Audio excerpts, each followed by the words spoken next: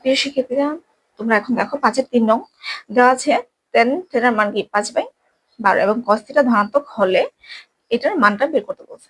তো tan থিটার মানও ধনাত্মক এবং cos থিটার মানও ধনাত্মক, তাহলে আমরা বলতে পারি যে tan থিটা cos থিটা ধনাত্মক হওয়ার কারণে অন্তত কি প্রথম চতুর্ভাগে অবস্থিত।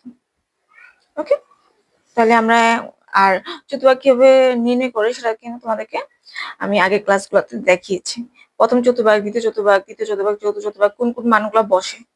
ওকে, তাহলে আমাদের tan থিটা তো আমরা লিখতে পারি tan থিটা ও কি cos থিটা ধনাত্মক হওয়ায় 1 নং চতুর্ভাগে কি অবস্থিত। তাই সকল অনুপাত ধনাত্মক হবে।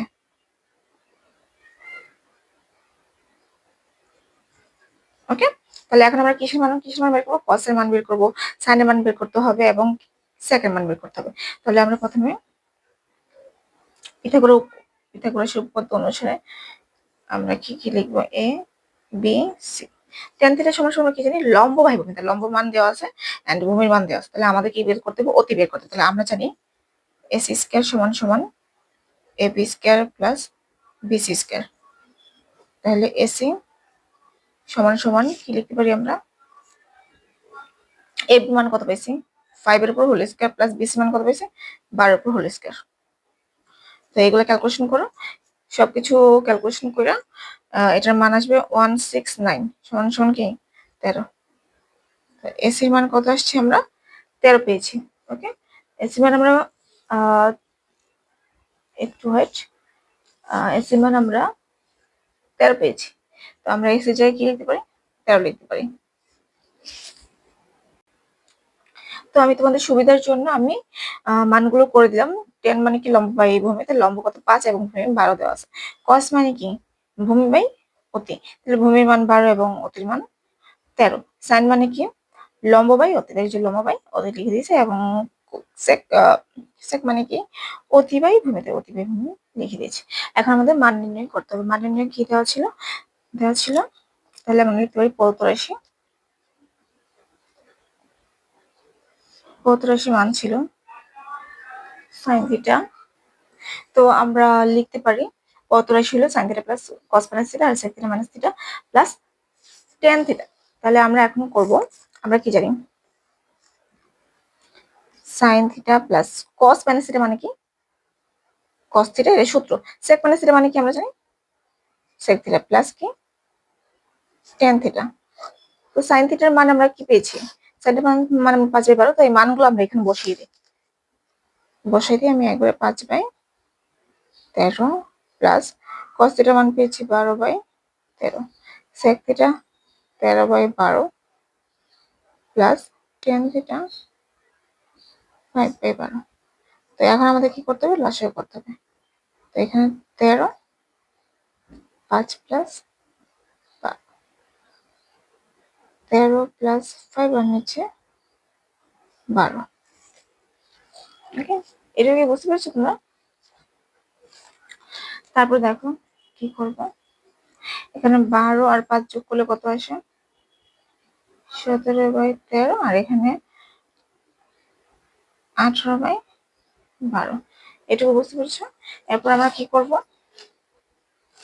সমান সমান 17/13 ইন্টু এটা উল্টে যাবে 12/18। তো আমরা এখন একটু কাটাকাটি করে দেখি কে কি যায়। তাহলে এখানে 2 দিয়ে করলে কতবার যায়? 6 দুগুণে 12, 9 দুগুণে 18। আবার 3 দিয়ে করো 2, 3 থেকে 9।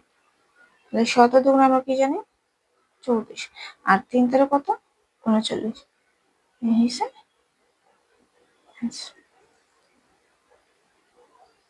এখন তোমাদের আমি 5/4 করাবো। তো দেখো tan 5/12 এবং cos কি ঋণাত্মক হলে দেখাও যে এটার মানটা বের করতে বলছো। tan আমাদের কি? ধনাত্মক এবং cos কি? ঋণাত্মক। তাহলে আমরা কোন চতুর্ভাগ, তৃতীয় চতুর্ভাগ, তৃতীয় চতুর্ভাগে দেখবা টেন ধনাত্মক আছে আর কট নাই, তার মানে কট আছে, টেন ধনাত্মক এবং কট আছে কিন্তু কস নাই, তাই কস কি ঋণাত্মক, তো কস ঋণাত্মক, তাই এটা কি হবে তৃতীয় চতুর্ভাগে তোমরা মিমি করবে। তো এখন আমরা পিথাগোরাসের উপপাদ্য অনুসারে আমরা আগে মানগুলো বসাই নি। আমরা টেন জানি কি লম্ব বাই ভূমি, তাহলে লম্ব আমাদের 5 এবং 12 কি ভূমি, তাহলে এ বি সি, তাহলে আমরা কি জানি এস স্কয়ার সমান সমান A B square plus BC square, তাহলে এ বির মান বসাই 5 এর উপর হোল স্কয়ার প্লাস 12 এর উপর হোল স্কয়ার। তো এটা আমরা ক্যালকুলেশন করি, একবার যদি আমরা সব ক্যালকুলেশন করি দেখবা যে 13 আসছে, আমরা এস এর মান কত বসাতে পারি, 13 বসাতে পারি। এখন আমরা কি করব, সবগুলোর মান লিখবো, কিসের কিসের মান, এখন আমরা সাইনের মান লিখবো। সাইন থিটা ইকুয়াল টু কত, আমরা জানি সাইন থিটা সমান সমান লম্ব বাই অতি হবে, তাহলে 5/13 হবে, কিন্তু যেহেতু আমাদের কস থিটা ঋণাত্মক তাই সাইন থিটাও কি হয়ে যাবে, ঋণাত্মক হয়ে যাবে। ওকে, এরপর আমরা কি লিখবো, কস থিটা, কস থিটা সমান সমান আমরা কি জানবো, আমরা জানি ভূমি বাই অতি, তাহলে 12/13 ঋণাত্মক। ওকে, এরপর আমাদের ট্যান থিটা দেওয়া আছে এবং সেক থিটা, সেক থিটা বের করি, সেক থিটা সমান সমান আমরা কি জানি অতি, অতি বাই কি হয়ে যাবে ভূমি, তাহলে 13/12, অবশ্যটা মাইনাস হবে, আর ট্যান থিটার মান তো 5/12 দেওয়া আছে। তো এখন আমরা কি করব, এই ক্যালকুলেশনটা করব। তো আমি মানগুলো বসাই ফেললাম, sine theta plus cos minus theta, আমরা জানি কস মাইনাস থিটা সমান কস থিটা আর সেক মাইনাস থিটা সমান সমান সেক থিটা। তো এই মানগুলো বসালাম, বসানোর পরে এখন আমরা কি করব, ক্যালকুলেশনটা করব। তো এখন আমরা ক্যালকুলেশন করি, চলো 13 মাইনাস 5 মাইনাস 12, মানে 12 মাইনাস 13 প্লাস 5 মাইনাস 17/13, আর এখানে কি আসবে, 13 থেকে 5 চলে গেলে কত থাকে 8/12, মাইনাস 8/12। ওকে, তো এখন আমরা কি করব, এই অঙ্কটাকে 17/13 গুণন উল্টে দিব 12/8। তো এখন কাটাকাটি করি, 4 দিয়ে করলে 3 4 12, 4 দিয়ে করলে 2 হয়, তাহলে আমরা 17 দুগুণে কত, 3 17 কত 51, আর 13 দুগুণে কত 26, এই মাইনাস মাইনাস কি আছে প্লাস, আমরা আনসারটা পেয়ে গেছি। আশা করি তোমরা অঙ্কটা বুঝতে পেরেছো। তো দেখো এখানে কি দেওয়া আছে, সাইন সমান সমান 5/13 এবং কি বলছে π/2 থিটা আর পাই দিয়ে আছে। তো এখানে আমরা আগে তোমাদেরকে দেখাইনি, এইটুকু সত্যটাকে বোঝাই, π/2 মানে কি 180/2 থিটা, পাই মানে কত 180, তো 180 কে আমরা 2 দিয়ে ভাগ করলে কত আসে 90 থিটা 180। দেখো এখন আমরা 90 ডিগ্রি কি হতে হবে, বড় বলতে, প্রথমটা হচ্ছে 90 এরপরে কি 180, তার মানে 90 ডিগ্রি বড়, তাহলে এই, তাহলে কত দ্বিতীয় চতুর্ভাগে আমাদের মান কি পড়েছে, তাহলে আমরা এখন লিখতে পারি সাইন থিটা সমান সমান 5/13, এটা কি দ্বিতীয় চতুর্ভাগে। তো এখন আমরা এটাও লিখতে পারি যে দ্বিতীয় চতুর্ভাগে কি কি আছে, দ্বিতীয় চতুর্ভাগে আমরা জানি সাইন এবং কি কোসেকের মান দেওয়া আছে, তাহলে লিখতে পারি সুতরাং সাইন থিটা এবং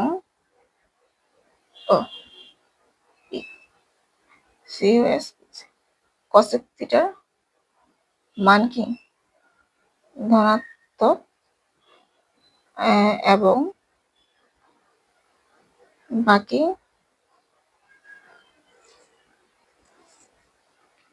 অনুপাত গুলো মান হয়ে যাবে ঋণাত্মক। ওকে, আশা করি তোমরা বুঝতে পারছো। তো এখন আমরা মানগুলা বের করি। তো এখানে সাইন থিটা সমান সমান কি 5/12 দেওয়া, 5/13 দেওয়া আছে, তাহলে লম্ব বাই অতি দেওয়া আছে এ বি সি, তাহলে আমরা কি করবো এখন বিসির মানটা বের করবো। চলো তাহলে বিসি মানটা বের করি। তো আমরা বিসি মানটা বের করে ফেললাম, পিথাগোরাসের উপপাদ্য অনুসারে আমরা বিসি মান পেয়েছি 12। তো এখানে 12 বসাই। এখন আমরা কি করব, এই অঙ্কটার এই লেফট হ্যান্ড সাইডটা করে দেখাবো। তো দেখো আমরা লেফট হ্যান্ড সাইডে মানগুলো বসাই। এখন একটু বুঝে দিই। Tan theta plus sec minus theta আর cot theta plus cosec minus theta.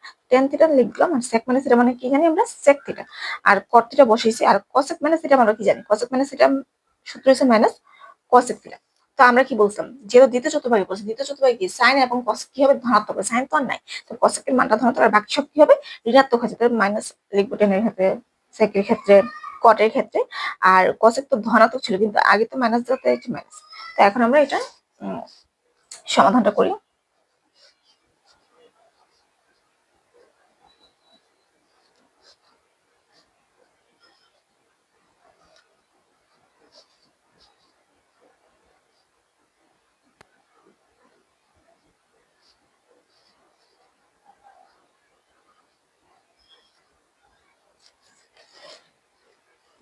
ওকে, বুঝতে পারছো সমাধানটা যে আমি করছি।